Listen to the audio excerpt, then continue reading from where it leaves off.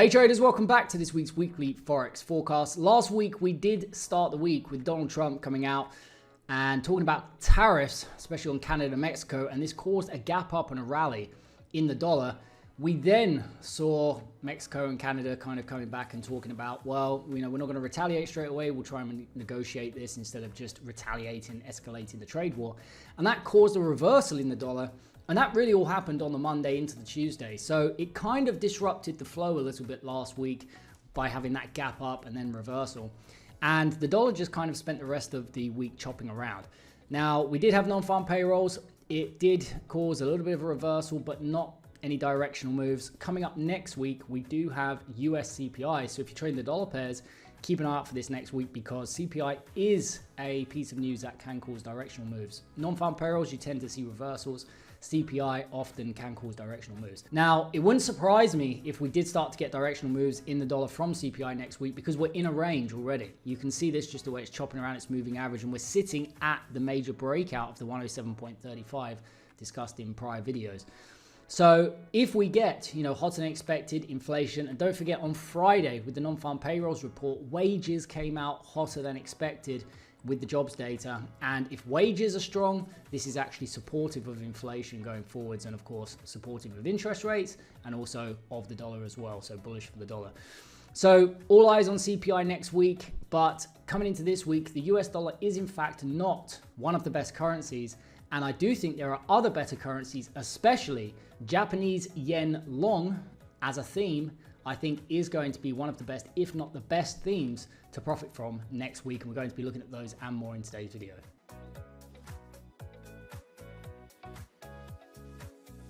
Okay, so moving on to the portfolio selection, starting with the three currencies I liked alongside the most. It is quite clearly this week, the pound, the yen, and also the Canadian dollar. Now, we do have some fundamental drivers in all three of these. The pound is sitting at number one. And you may be saying, well, do we want to be looking at pound longs? We just had an interest rate cut from the Bank of England. But if you go and have a look at the Bank of England, what they said, they actually revised up their inflation forecast for this year. And they basically said they're going to slow the pace of cuts, which actually going forwards, even though we have an interest rate cut last week, going forwards, this is supportive of the pound. And this has been showing up in the quantitative data because we are seeing the pound quantitatively hold up. We also have the Japanese yen. I think Japanese yen long is going to be one of the best themes next week alongside the pound. And also we have that kind of reversal we saw in the CAD. And quantitatively that's holding up this week as well as the market looks at the tariff war between, Canada and the US not escalating, and we're starting to see some money coming back into the CAD. So to the long side, it's quite clear the three best currencies, and to the short side this week, it's actually also quite clear. I want to be short the New Zealand, the Aussie, and also the Euro. You can have a look at the dollar pairs. We'll look at gold, silver, and euro dollar because we look at those every single week. But especially with CPI, this actually works out really nicely next week because the dollar can be quite difficult to trade with the CPI week. It tends to do nothing, then explodes on CPI, and then kind of does nothing afterwards. So unless you're going to actually trade the CPI event itself, you kind of want to be in and out fading things beforehand. But then, of course, if you're fading it and it doesn't go anywhere, you might have to hold through CPI and then you can get an explosive move. So the fact that the dollar really isn't one of the best currencies this week anyway, to alongside the short side, sets up quite nicely to just sidestep CPI and trade other Forex pairs next week. So we're going to be looking primarily at pound New Zealand to the upside, pound Aussie to the upside, euro pound to the downside. We'll also look at New Zealand yen to the downside, Aussie yen to the downside, euro yen to the downside, and we will also look at New Zealand CAD to the downside, Aussie CAD to the downside, and EurCad to the downside next week.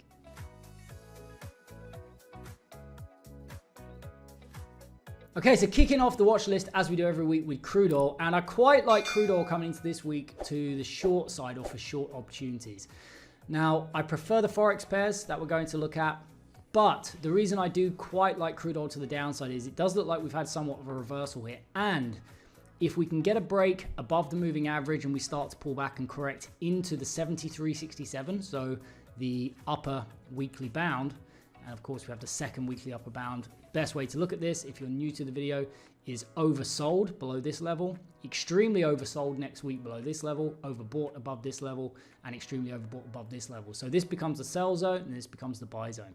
So if we can pull back into the sell zone, and at the same time, what I like to see is I like to see markets enter the buy or the sell zone during the week, and then start to trade into, in this case, we're looking to the short side in the sell zone, a key area of resistance. Or to the downside, if we get a market pushing into the buy zone, I like to start to look for support in the buy zone. You know, there's one there, there's one there, there's one right on it.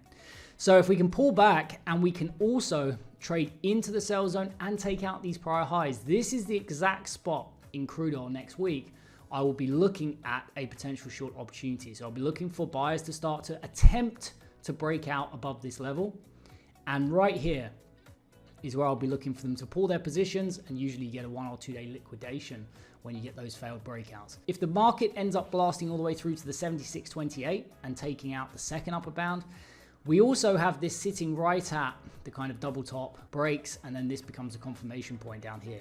So we also have nice complements here. Now, if it does break through there and we reach this would be the second place I'd be looking for a 1 or 2 day reversal for the same reason. So a failed breakout above here, pulling back inside the range. And sometimes, and quite often, I mean, it happens fairly often when we're looking at stuff in real time with GMT members throughout the week and we're doing these setups. If we get involved, say, in a short here, sometimes this can push through. It pushes through, I'm short somewhere in this area. And I'll be looking for this to kind of pull back to scratch it from roughly where I got in. But sometimes it pushes all the way through. Only happens, expected to happen 5% of the time. That's what the market's pricing. But when it does, this represents a great opportunity for a second position to the downside. Now, if I'm not already involved, so let's say it comes up and it blasts through here, and for whatever reason I decide not to take the short, and then it trades above here, and I've got no positions on, this becomes a fantastic place for an initial trade to the downside, because the odds of reversing above here are much higher than they are even above here. This is about 7 out of 10, this is about 9 out of 10, just over. So those are two things I'm really looking for next week. However, if you start to trade what we call a fast market, in other words, we start to move back towards the upper bound, but because we're looking at this to the short side, you start to break back down below the moving average, and then you get that bear flag set up intra-week, it pulls back. So this to the other side pushes above it, pulls back into it, that first move into the moving average sets up your bear flag, in this case down to the 68.44. So what works on the upside works on the downside. So if this is the buy zone and you're short, once you start to enter here, it's a great profit taking opportunity to the downside in crude oil. So that's what I'm going to be looking at in crude oil next week. I can either be short crude oil next week or do nothing. I cannot be a buyer of crude oil next week. Okay, so kicking off the Forex universe with the pound pairs. Now, I personally quite like the yen long theme next week. However, the pound is number one in the hedge dash system, and my opinions are secondary to the quantitative data. So coming into this week, I would only be looking to be a buyer of pound New Zealand. I cannot short this market. I would like to see pound New Zealand come down and take out 2.1698. Now, there's quite obviously a nice key area of support. We failed, we came down, we tested it, we failed, and that actually kick-started this. In fact, somewhat of a triple bottom here. You don't see that often. Usually they tend to break. But you can see we do have one here, and this caused a reversal. You see how sellers got trapped and they pulled their positions, and it caused this big push to the upside. It's exactly the kind of setup I'm personally looking at. And again, this is not theory. This is stuff that I'm doing in practice in real time every single week. And that is what we're looking for. We're looking for buyers and sellers to get trapped, and as they pull their positions, you get these really, really nice reversals. So I would like to see it come down to 2.16983, enter the buy zone. And again, this would be the area primarily I'd be looking at. Can we get sellers once again attempting to break down in this area? They get trapped, and that's the 1 or 2 day liquidation back inside the range I'll be looking for next week. If, although it's unexpected, we end up coming all the way down to the 2.14826, whether I'm already long or not, this would be the second place I'd be looking for a 1 or 2 day reversal to the upside. And the third and final thing is you get the pullback down towards the lower bound, but again, you get the reversal. And it tends to be, you tend to get those three things. You know, within a given week, it's one of those three things. You get the pullback, the bull flag, and in this case, into the 2.1297. And again, if you're involved in this intra week, you get involved in a bull flag and you start to trade above the 2.21297, you can also look at exactly the same technique. You can say, well, there's a resistance area here in the sell zone, so this would be a great profit taking opportunity. You know, past that, you might struggle or get a reversal and give back some of your profits. Next is pound Aussie. I can either be a buyer or do nothing. Cannot sell this market next week. And we have a fairly similar setup to pound New Zealand. There is support down here, but there are also some nice support levels a bit deeper into the buy zone. And the deeper you can, get a long entry, the better, because if it comes down to the second lower bound and then reverses, you're going to be much closer to a break even. In fact, if you get an initial position quite deep and it comes down here, by the time it reverses, you can actually profit from that setup, even though the initial position has gone all the way down to the second lower bound. So next week, I'd like to see the market come down again, and I'll be looking at this primarily as a range low. But if we can break through here, so let's say we come down with momentum, and instead of kind of dipping through and struggling, we start to break with momentum, then I'd be looking down here. And this would be a nice setup. Once we start to enter the buy zone, I'm looking for momentum to fade, for sellers to start to book profits or pull their positions. You get that short covering back inside the range. If we end up, as I've just said, coming down to the 1.93968, we're extremely oversold during the week, and this would actually be signaling a much bigger reversal to the downside because it's abnormal momentum. You get abnormal momentum to the downside in a week, you're probably going to start to follow on, in subsequent weeks. It's a bigger trend change. It doesn't happen very often. Trends don't tend to change. They usually go, in one direction for a longer period of time, and then they reverse or they chop around. So I would like to be on the long side of this, again below the 1.9396 given the opportunity, whether I'm long already or not. And the third thing is, of course, as always, look for the break back above the moving average with momentum. And then as the moving average pulls back, look for that pullback bull flag into the 1.9964. Great profit taking opportunity for any intraweek longs next week in pound Aussie. And the final pound pair is euro pound. We didn't do anything last week, really. We gapped down, we made an attempt to go, and then we reversed and closed the gap and pretty much finished it there. What I would like to see is, I really like these highs sitting right above the 0.8383. I can either be short or do nothing, cannot buy this market. So if this market pulls back reactively, I'll be looking to see if we can breach the 0.8383 and then start to trade into these highs. This is where I'm going to start to look for buyers to get trapped, pull their positions, and that nice liquidation back inside the range. If, as a backup plan, it's really a backup plan when you get to these secondary levels. If you happen not to be involved in an opportunity, then of course it's a great initial position. But if you are involved, this becomes essentially a backup plan. It's not expected to happen, but if price moves above here, the 0.84391, then I will be looking also for a reversal, whether I'm short already or not. And the third and final thing is, again, you get a fast market where it breaks back down below the moving average, and you get this kind of channel breakout. Look for the moving average to follow it, and usually that first pullback, nice bear flag into, in this case, the 0.8272, and I wouldn't be looking at anything past that low next week in euro pound to the downside. Moving on to the yen pairs, kicking it off with New Zealand yen to the downside. And last week, the yen pairs went to their second lower bounds. Many of them went to their second lower bounds, so we had abnormal momentum to the downside. Was this a surprise? Not really. Japanese yen was something we were looking at to the long side last week. It was only a long or do nothing. So in other words, franc yen was a short, CAD yen was a short or do nothing, etc., etc. But what it means is, it means that the recent consolidation has broken out. So I only want to be looking to the short side in New Zealand yen next week. Buying this is not an option. And what I would like to see is, I'd like to see us enter the sell zone, which is above the 87.09, and start to trade into this high here. This is going to be a great place next week. I'm going to start to look for buyers to get trapped. If we can come up here, I'm looking for that 1 or 2 day liquidation. I would be very surprised if this happened, because rarely do you see a second lower bound taken out in 1 week and then the second upper bound taken out in the following week, especially with no obvious catalyst. But if we did, as a backup plan, take out the 88.52, and I'm already short here, this would be the second place. This is where I get a second bullet in the chamber to pull the trigger on a short.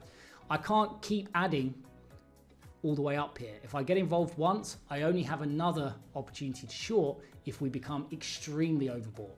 I can't just keep adding to my overbought position. Otherwise, why not just take a bigger position to begin with, right? I'm only adding a second position when the odds significantly increase of a reversal. And then when you get the reversal from there, most of the time, vast majority of the time, if it actually ever gets there, that's when you can get the pullback and you get that break even. And usually I'm just looking for a day or two. If it comes close to it and reverses for a day, then I just cut my losses on that and move on. So that is what I'd like to see next week. The third thing you can look for, especially with the yen pairs, breakout trades do tend to work better with yen pairs because they're more volatile, more directional than other Forex markets, although, compared to commodities and stocks, they're not very directional at all. But if you start to trade above the moving average and then reactively you see momentum come back in, you see the sell-off, maybe it happens on CPI on Wednesday, you can look for that bear flag setup, in this case down to the 84.22 profit taking target to the downside in New Zealand yen next week.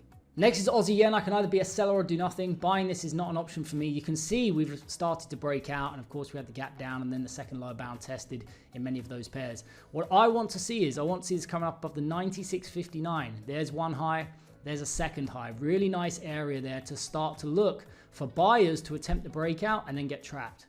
And as they pull their positions, as they liquidate, and you obviously have to read the tape here and you're looking at the momentum start to fade, this is where I'm going to be looking for a 1 or 2 day reversal back inside the range. If we blast all the way through, not expected at all, especially last week as we took out the second weekly lower bound. So the odds of taking this out are extremely low, but we do have CPI, can affect the yen. Let's say we get some unexpected catalyst that comes out, right? And we can't prepare for it in advance because it's unexpected. But if it does come and take out the 98.18, this would be the second place. Whether I'm short already or not, I will be looking for an additional position or a new position. And the third and final thing, of course, you start to get a pullback, but then you get a fast market, breaks down, back down below the moving average with momentum. Look for the pullback to hug or even test the moving average that first time. Really nice bear flag opportunity down to the lower bound and the profit taking target at the 93.42. And finally, we have Euro Yen. Again, I can either be short or do nothing. Buying this is not an option for me. Primarily, as always, I'd like to see us enter the sell zone, which is above the 158.77 next week. There is a high right here, so that would be the one I'd be eyeing initially. If we come all the way up to here, I mean, this is a pretty substantial test. Most of the time, like I've said before, you wouldn't necessarily expect it to come past halfway. If it comes past halfway, it could well be making its way to second upper bound. So somewhere, between halfway and the upper bound, that's kind of the ideal spot to be looking for those key areas of resistance or support if it's to the downside. So I will be looking for momentum to fade for a 1 or 2 day liquidation back inside the range next week if we can get that. If we end up above the 161.17, something very abnormal has happened. It's not expected, maybe some unexpected catalyst, but again, highly unlikely that actually happens. If it does though, as a backup plan, just to be ready, that would be the second place I'd be pulling the trigger, whether I'm already involved or not. And the third and final thing, again, you get a pullback. And here, for example, there's the prior low. We're broken down. We kind of tested it here. We could come back, test the underside of this, and you start to see, price struggling, and then you get that break with momentum away from there, and the moving average follows it, and that gives you your bear flag setup down to the 153.98. Okay, so moving on to the Canadian dollar pairs before we wrap up the Forex universe with euro dollar and move on to gold and silver. And we're starting with New Zealand CAD. So New Zealand CAD to the downside is something I like for next week. We had this kind of big reversal, and you started, look at this here. You're looking at this really, I would say this is a one wave. So can we catch, the tail end of a second wave or a corrective wave? If we can pull back, and very often second waves, you get usually directional moves. Waves one, they come down and they take out the second upper and lower bounds. That's your abnormal momentum. Then you get the pullback. Very often that's to the weekly upper bound or lower bound in the opposite direction. And that's how you can catch bigger third waves. But if we pull back and we take the 0.81719, this is where I'm going to start to look. Especially if we come in and we start to take out prior highs, I'm going to be looking for buyers to get trapped, to pull their positions. And we're looking for that liquidation to the downside next week. Are we going to come up and take out the second upper bound? Highly unlikely. Again, you'd have to have some kind of unexpected catalyst.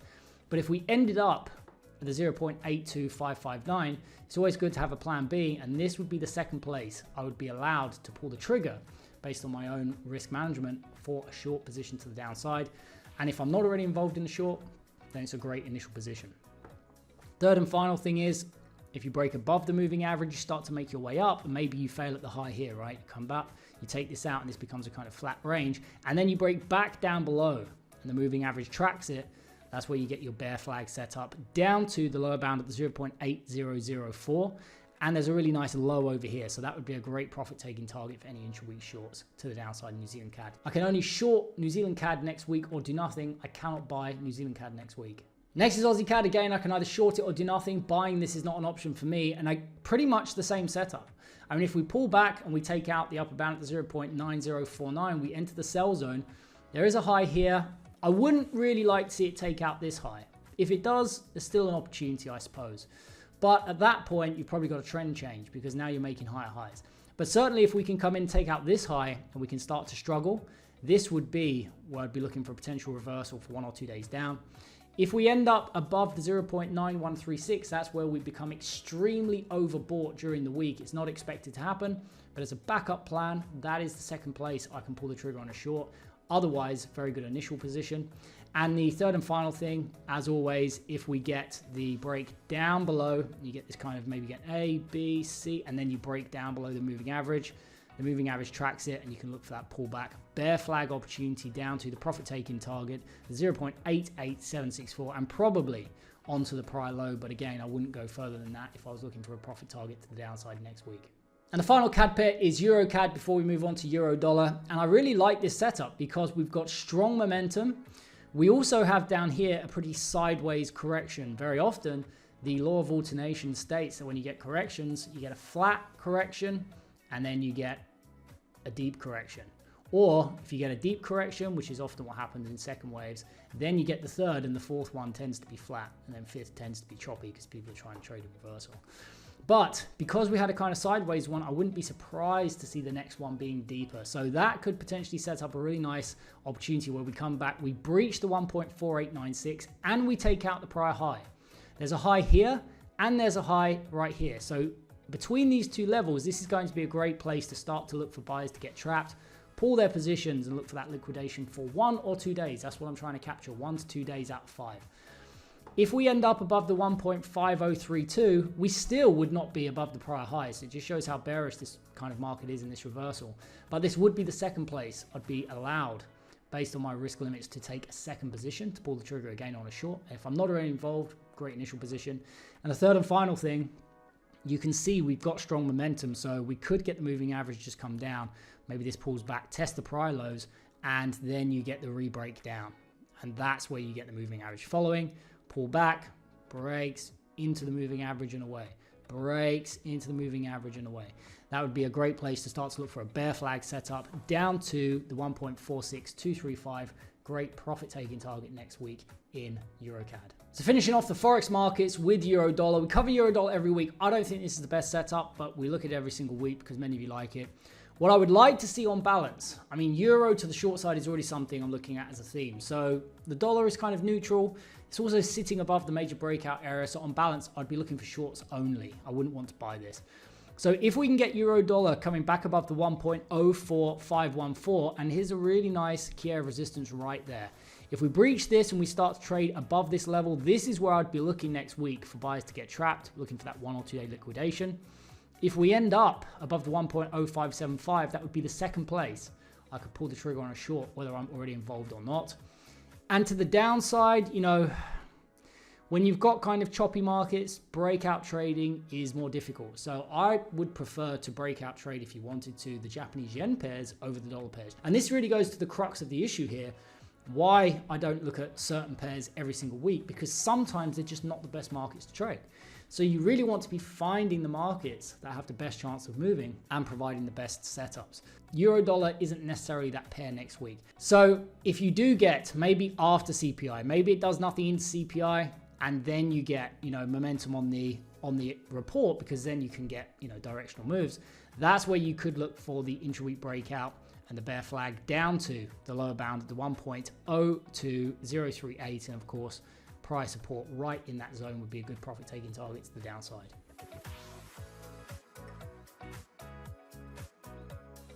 Okay, so wrapping up the video with gold and silver, starting with gold. And out of gold and silver, gold once again is the market that I prefer to trade. Silver, I'm not overawed by it. I might trade it to the long side, but certainly gold to the long side I think is a good setup.